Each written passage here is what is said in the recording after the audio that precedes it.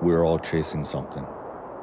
It's the pursuit, finding ourselves in travel and satiating our souls with our craft. My craft is photography.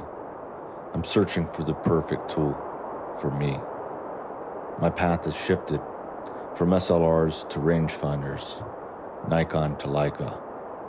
And this is me, finding Leica. Hey guys, welcome to another episode of Max Shoots Film. Okay, today is another episode of Finding Leica. And if you'll remember, the Finding Leica series is just a sub-series on my YouTube channel where as I acquire new Leica kit, transitioning from Nikon SLRs to Leica rangefinders, I review what my purchases, my thoughts on how that purchase meets the needs of the photos that I'm taking. And then did I keep it? Did I sell it? What was my next steps? And really it's just learning. I know that there is so much knowledge and information out there available regarding Leica, and I just wanted to share my experiences in a more approachable way, right? And whenever you mention Leica, it can get stuffy really fast. I just want to keep it low key. I like shooting film. I like rangefinder glass and bodies. I'm just gonna have fun, and that's what this will be about. So today's episode of Finding Leica is focusing specifically on the 50 Summilux f1.4 spherical lens. Now this was a huge purchase for me. I think it would be for a lot of people. It's very expensive. Full retail is what, over $4,000. I didn't purchase it brand new. I bought a pretty mint used copy. So pumped with the condition that it arrived in. I don't think it's been mounted maybe once or twice. Now, why did I buy 50 Summilux f1.4? Well, because of gear acquisition syndrome. No, I'm just kidding. I've been shooting 3 lenses with my Leica, the 35 spherical Summicron, 50 Summicron V5, and a 90 Elmarit. And I wanted the ability to have a shallower depth of field when needed for low light. A lot of times I am in low light situations, or if I want to shoot some portraits and I want to get that bokeh. Now, I probably should have put this trigger warning out before I said that word, but trigger warning, as an American, I say bokeh, not bokeh. So I sincerely apologize to all of my global viewers who will be subjected to the continuous use of the word bokeh throughout the portrait session of this video. Apologies. Also to my non-American watchers, I also say Nikon. Forgive me. I know that must have been really, really traumatic for you to hear that. Sending thoughts and prayers. Okay, so the video, we're gonna go to Papago Park. Let's test this out, right? Let's see how that bokeh looks, right? You read anywhere online that they talk about this lens as if the bokeh is the best on the planet. Is it? That's really subjective, so we're not gonna answer that in a video. Also, the sharpness, the Leica micro contrast, all these things that you read about on the internet that just get you so pumped to buy it. Are they real? Does it really exist in a real life scenario instead of some just staged still image that a guy took 42 images of? So we'll go to Papago Park. It's gonna be a unique color grading in that video. It's color graded by Mother Nature. Unfortunately, there was a ton of fires around the area. That's a serious situation going on. But the one positive of that was it made a gold cast in the clouds that reflected on everything in the frame. So we'll have this amazing backdrop to shoot portraits with the Summilux. And then I wanted to, test a couple rolls with things that I really shoot 99% of the time, which are, it's that banal stuff, that trash on the ground, the corner of a building, a gas pump or something like that, right? So let's see how it looks in all the high click rate stuff, right? Where people want to click that article when they read about the bokeh, the sharpness. And then the non-fun stuff, when I'm stopped down to f5, 6, f8, or f11, what does it look like? Am I starting to see diffraction past f8? Am I seeing vignetting? What is that like? Also, one thing that I was really surprised about was the size of this lens. It's a lot smaller than I thought. It really made that portrait session enjoyable to shoot, so we'll check that out. So let's go to Papago Park. Let's knock out the portrait session, come back, initial thoughts on those photos. Let's pop up on the screen a few of the normal stuff that I shoot. And then let's just go into what were my final thoughts about this lens, why am I going to sell this lens, And why would I keep the Summicron, right? All right, here we go, guys. Let's go to Papago Park. I'll meet you right back here in a few minutes. Okay, so we finally made it out of the house. We are at Papago Park in Scottsdale, Arizona. I'm out here for a couple reasons. One, there are a bunch of wildfires all around us, and it's given this really amazing orange glow with all the smoke in the air. We're safe, we're far enough away, and for anyone impacted, our hearts are with you. So we're out here for the great light, but also, this is the portrait bokeh master. So there's a lot of opportunities to have different backgrounds to be blurred out. It's a bokeh charcuterie board. There's a plethora of different bokeh mixes out here because there's a lot of wiry brush in the desert. And as you can see in some of the background, all of this wiry stuff running through the background when shooting at 1.4 should be absolutely amazing. So we're gonna test the bokeh of this lens. Bokeh Bro is gonna test the bokeh master. Let's see how that goes. And then if we get some really hard directional light on one of these landscapes, I'll shoot some of the landscapes. So the goal is to test out the bokeh on this part of the shoot and portraits. Dani's nice enough to model for me in this section of the video. And then we'll try to do some buildings and some of the other banal stuff tomorrow. All right, that's enough talking. It's about 116 degrees out here. So we're struggling through this to test this bad boy out and get you guys some content. All right. All right, guys, I'm shooting 100 ISO film, Lomo 100. I'm going to try to shoot this wide open, metering this at 100. I found that this Lomo 100, if I meter it a stop over, it is so blown out. So let's shoot some of this at 100 today. Hopefully, I have a fast enough shutter speed to enable me to shoot wide open. The overcast skies should help. Let's give it a shot.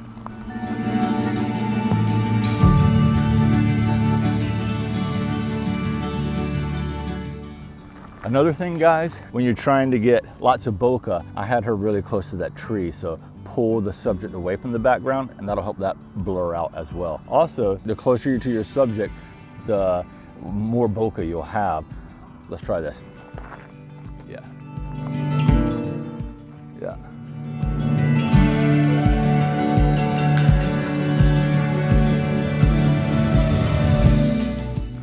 All right, guys, new location.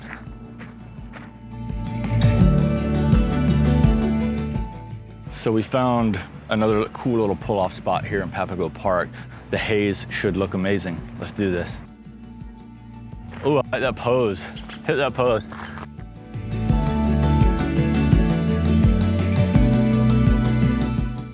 All right, guys, I'm gonna actually stop down to F2 on this one. So anti-bokeh bro, but I wanna make sure I get her in focus. And now adjust my shutter speed. Here we go. 1, 2. All right. Hold that right there. 1, 2. This is amazing. All right, so I've got a couple close shots I need to back up.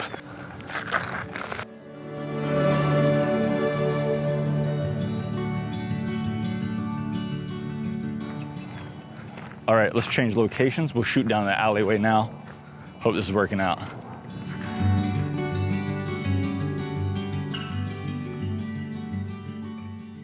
One, 2. Yeah, dude, this is gonna be ridiculous. Hold that, coming in for your close-up, lady. Don't forget to get close to your subjects.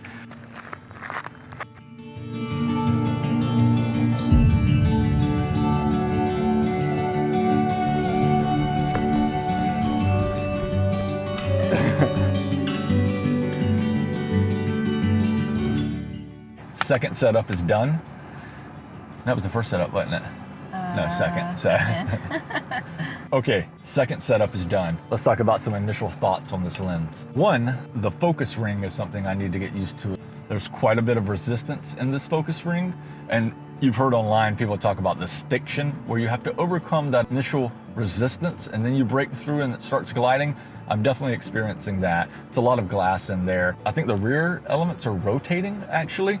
So overcoming that, and I don't really care for a focusing tab. I know quite a few people love focusing tabs, but I'm just not a fan. I'm feel I'm way more precise with my fingertips. And when I come over this way, it hits me in my finger. So it's really weird, but I know some of you guys love that. All right, we're at our third setup. It's about, I'd say about 25, 30 minutes before sunset. Still overcast skies, smoke, not clouds. And let's knock out the rest of this roll. I'm still shooting Lomo 100. I have about 15 exposures left. Hopefully we get a few good ones. I'm really excited to be shooting this lens, guys. All right, let's head out.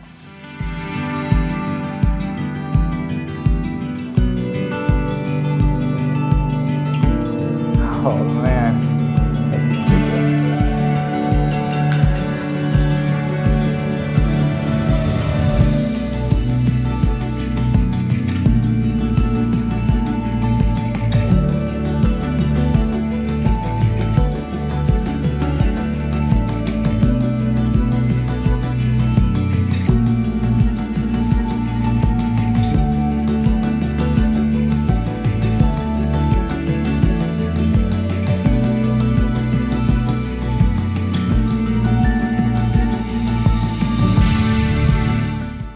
All right, a couple other things I've noticed. The lens isn't as heavy, voluminous, or long as I thought it was gonna be. I thought it was gonna be like a beer can sticking off the front of this camera. You know, the M5 is a larger camera, so it balances really well, but it is a small lens. Another thing I really love is the lens hood.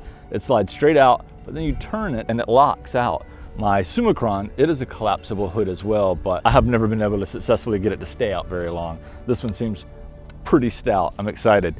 The light is dwindling fast. I have, what, about 6 frames left? Let's see what else I can do with these last frames in this dwindling light. Hope you're enjoying the episode, guys.